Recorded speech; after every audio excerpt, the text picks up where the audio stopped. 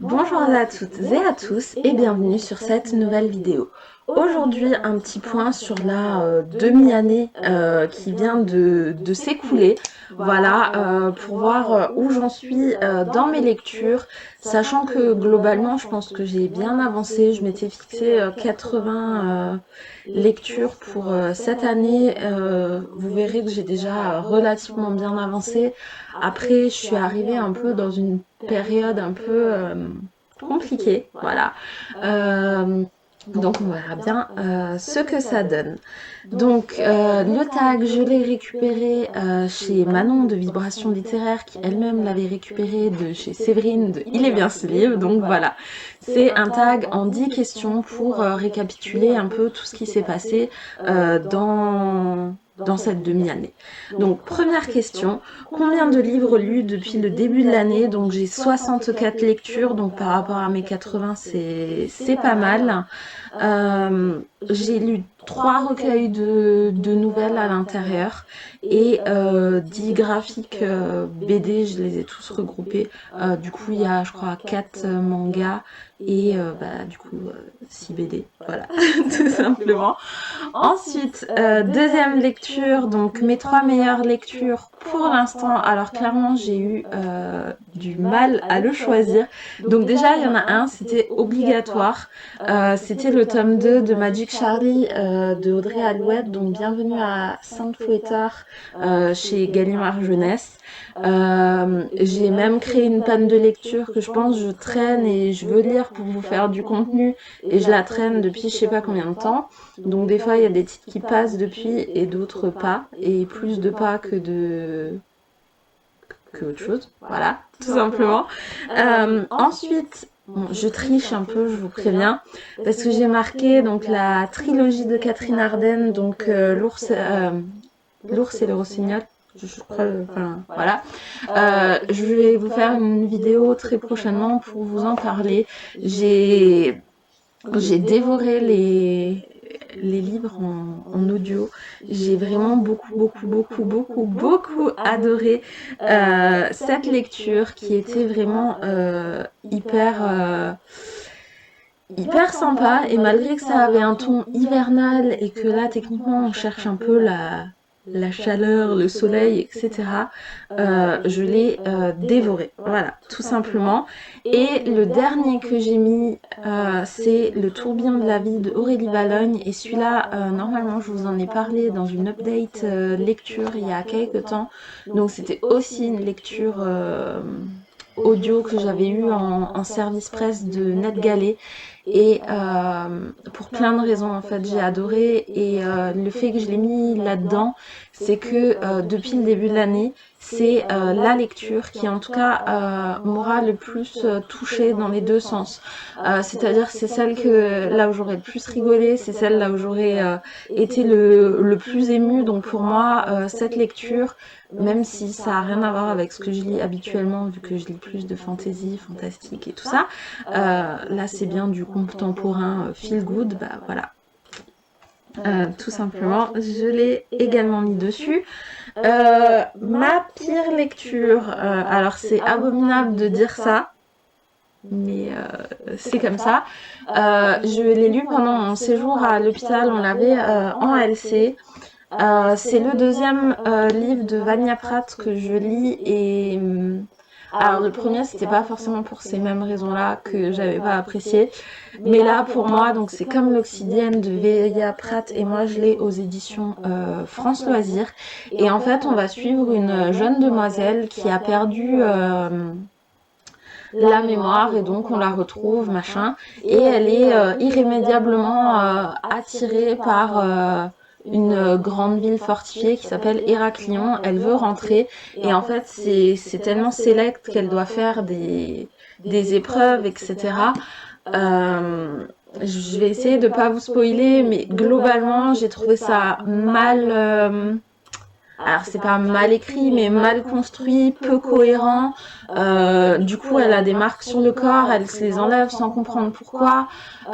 Mais peut-être que elle est plus importante qu'il n'y croit. Enfin, j'ai j'ai adhéré à peu près rien de l'histoire. L'héroïne était trop gnangnan, les faits étaient, enfin voilà, c'était pas un livre clairement pour moi. Je vous invite quand même à faire enfin votre avis à vous. Voilà. Toujours dans l'esprit un peu négatif, on arrive un peu dans la quatrième question qui est ma plus grosse déception. Et là, encore une fois, donc c'est Accord corrompu, le tome 1, Rêve de glace de Kelly Sinclair. Et je sais qu'il y en a beaucoup qui l'ont apprécié. Et moi, ça a fait un flop, en fait, quasiment pour la même raison que l'autre. Et celui-là, par contre, je l'ai abandonné. Autant là, c'était en lecture commune, je me suis dit, allez, je lui laisse une chance. Je l'ai vraiment lu en entier. L'autre, je l'ai abandonné en plein milieu. Du coup, je ne sais plus comment s'appelle l'héroïne, mais globalement c'est une princesse et en fait dans ce royaume-là, et ben tant que vous n'êtes pas mariée ou quoi que ce soit, en tout cas elle est voilée, elle ne sait même pas elle à quoi elle ressemble et du coup je crois à part sa servante ou un truc comme ça, il y a globalement personne qui a le droit de voir. Elle doit rester pure pour le mariage et en fait il y a plein de lois, genre par rapport au prénom et le fait qu'elle soit pas encore mariée, qu'elle soit pure, donc faut rajouter un O si je me trompe pas dedans, enfin voilà. Et il va s'avérer qu'elle a beaucoup de soucis, que elle se fait battre par sa mère qui est la reine, qui ben voilà, lui fait vraiment vivre des événements très compliqués. Puis elle va rencontrer un jeune homme qu'elle aime bien, il va se passer plein de choses qui... Enfin, voilà. Je vais pas rentrer dans le détail parce que je pense que ça va spoiler si je vais trop loin. Mais moi, le début, il m'a pas intriguée, voilà, j'avais pas envie de revenir dedans et quand il s'est passé certains événements, bah, j'ai décroché parce que ça m'a pas voilà, ça m'a pas marqué, ça m'a pas intéressé, donc voilà, ça c'est autre chose. Ensuite, dans les belles surprises, j'avoue que j'ai eu pas mal de difficultés à choisir parce que j'ai quand même eu de belles lectures, comme par exemple Au-dessus de ma tête, Crescent City, même si je l'ai pas forcément mis dans mes coups de cœur absolus, mais c'était quand même une bonne lecture. Et là, en fait, la bonne surprise, c'était un service presse que j'ai eu en numérique, qui est Créature d'Apocalypse de R. Ansedor, que j'ai vraiment adoré. Donc, je vous ai fait un post sur le blog. Et je crois que j'en ai parlé en vidéo à force, je sais plus, entre Instagram, YouTube, blog, mon cerveau il est en ébullition, mais ça ira. Et du coup on va découvrir en fait plusieurs nouvelles et toujours sur le thème des animaux. Donc il faut savoir que moi c'est un thème que j'aime relativement bien. J'ai 2 chiens là, qui traînent un peu autour de moi, donc si vous entendez des petits clap-clap, c'est les petites pattes, voilà. J'ai adoré vraiment ce recueil. Les nouvelles étaient aussi cohérentes les uns que les autres. Il y a notamment la toute première, donc qui parle de combats entre animaux et en fait vous voyez le ressenti des animaux et pas des humains, où il y a la petite histoire avec le robot qui est tellement mignonne. Enfin bref, moi j'ai vraiment beaucoup eu de plaisir à le découvrir. C'est vrai que le format nouvelle, parce que j'avais dit dans mon update au tout début, j'en ai lu 3, c'est pas quelque chose dont j'ai l'habitude, parce que c'est vrai que ayant l'habitude des mondes de fantasy fantastique, en général, et c'est souvent ce que je peux reprocher à des livres de 300 pages, c'est que pour moi c'est souvent pas assez développé, etc. Et là je sais pas, ce format de nouvelles, alors du coup je pense que dans ma tête je sais que ça doit pas être développé et pourtant là j'ai vraiment eu que des bonnes surprises. Bah du coup j'apprécie et je trouve que en tout cas dans ceux que j'ai lus, malgré que les récits soient courts, ça n'empêche pas de s'attacher aux personnages et à ce que les histoires vous restent en tête. Donc finalement, quand on fait des lectures et quand on en fait quand même un certain nombre dans l'année, clairement, il y en a plein qu'on oublie. Là, quand j'ai pris mon suivi de lecture, je me fais ah ouais, c'est vrai que j'ai lu ça. Alors bon, en relisant le titre et tout, je vois encore de quoi ça parle. Mais il y en a que j'ai complètement oublié et c'est pas du tout le cas des nouvelles. Voilà. C'est super. Ensuite, question 6. Le dernier livre acheté ou le dernier SP reçu, bah, du coup, c'est Catenae, une prophétie oubliée de J.A. Saint-Pierre, que j'ai eu en service presse numérique et je vais pas trop m'étendre dessus déjà parce que je suis en plein dans la lecture que je vais le répéter deux questions plus bas donc voilà et je vous fais un update bien sûr. Ensuite la sortie de fin d'année que tu attends le plus, alors je triche un tout petit peu parce que n'ayant pas non plus des services presse de ouf, des maisons d'édition hein, si jamais je prends. Je ne connais pas toutes les sorties qu'il va encore y avoir selon les éditeurs, même si j'aimerais beaucoup que chez Lumen, il y ait le tome 3 des Sœurs de Sang qui sort, mais je ne sais pas la date, parce qu'en anglais, il est sorti là, il y a quelques jours où il va sortir, en tout cas c'est là. Je ne connais pas leur délai de traduction parce que non, je vais pas le lire en VO, je l'ai commencé en français, donc je le lirai pas. Il y aurait ça, mais je ne sais pas si ça sort encore cette année.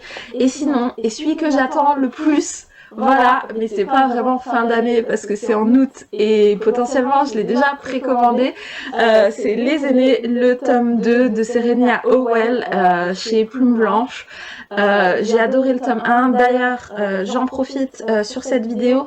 J'organise une lecture commune du tome 1 qui commence donc le 19 juillet et on va faire la lecture du tome 2 le 3. Le 3 août, donc à la sortie officielle.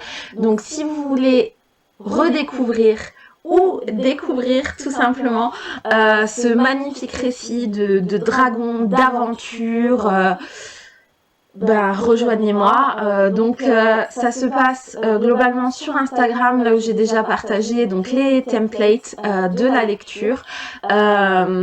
Et il y a une surprise, c'est-à-dire que Serenia va y participer. On va vous proposer un live pour en parler, pour vous donner envie de le lire. Donc n'hésitez pas à me rejoindre. Voilà. Donc ça c'était la 7e question et du coup le livre que tu viens de finir et celui que tu es en train de lire et le prochain.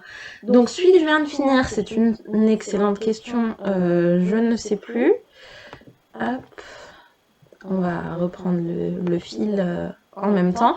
Ah oui, c'est ceux qui nous confions au vent, j'ai trop du mal. C'est de Laura Imai Messina, j'espère que je prononce ça bien.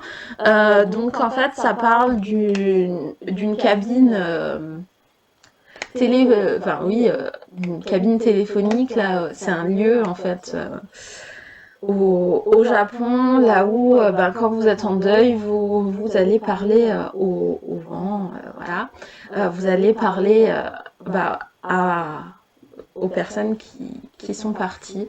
Voilà, je voulais le découvrir parce que le sujet m'intéressait beaucoup. Alors, c'est pas m'intéressait beaucoup. Oui et non, c'est un peu bizarre de dire ça. C'est que quand j'ai vu le livre, quand j'ai vu le résumé, et je l'avais vu chez Manon de Vibration Littéraire qui l'avait reçu ou acheté, je sais plus, je me suis dit que ça pouvait correspondre à un état parce que je vis un deuil de ma chienne depuis plus d'1 an et globalement je l'ai toujours pas passé, donc je me suis dit je sais pas, peut-être que je vais arriver à évoluer avec ce livre. Donc voilà, ça c'était ma dernière lecture, donc terminée. Ensuite, et du coup, là, ma lecture en cours, j'en ai parlé de questions plus haut. Donc c'est Catenae, une prophétie oubliée de J.A. Saint-Pierre. Pour l'instant, je ne peux pas vous en dire grand-chose. Bon, je suis à 23% de la lecture. Pour l'instant, j'aime beaucoup. Je m'attendais globalement à ça, je trouve la couverture très, très jolie, mais je pense que pour vous faire un avis plus détaillé, ben, je vais attendre de l'avoir entièrement fini. Et du coup, ma prochaine lecture, là où il faut que je me speed quand même, parce que du coup, bah, il y a les aînés également à lire. C'est Rosen de Laetitia Danaé. Toujours, en tout cas, moi là, j'ai l'édition Plume Blanche en intégrale avec le tome 1 et le tome 2. Bah, j'aimerais bien faire cette lecture. Pourquoi? Bah, déjà parce que j'adore en général ce que fait Laetitia Danaé. Bah, du coup, après, j'aurais plus rien à lire d'elle. Donc, petite frustration. Donc, c'est pour ça que je le traîne depuis un moment. Et là, en fait, j'ai plus d'excuses vu que j'ai acheté le livre. Voilà. Ça, globalement, c'était ça. Ensuite, un moment qui aura marqué ta vie de lectrice ces 6 derniers mois. Hum. Bah, du coup, à part revenir potentiellement sur les lectures que j'ai prises, c'est un peu compliqué. Après, ce que j'aime bien dans ma vie de lectrice, c'est quand même souvent partager avec vous. Au fil du temps, on fait des connaissances en fait. Et c'est ça qui est sympa de pouvoir partager, organiser des lectures communes et tout. C'est des choses que j'aime beaucoup. Donc voilà. Et du coup, la dernière question, bah, qu'espères-tu pour les 6 prochains mois? Bah, j'aimerais bah, pouvoir partager encore plus, avoir plus de personnes qui puissent suivre, partager, organiser des lectures avec moi. J'aimerais beaucoup qu'on partage bah, auprès de la lecture commune des aînés, parce que du coup, si ça se passe bien, je pense que je vais en organiser plus souvent à plus grande échelle. Donc voilà, n'hésitez pas à venir vers moi. Le but étant de partager, qu'on lise d'ailleurs la même chose ou pas. Voilà, vous lisez du contemporain, vous pouvez quand même venir me voir, même si je fais beaucoup de fantaisie fantastique, il y a aucun souci. Donc en tout cas, j'espère que cette vidéo un peu bilan de la mi-année vous aura plu. Je vous souhaite de très belles lectures et à très bientôt. Au revoir.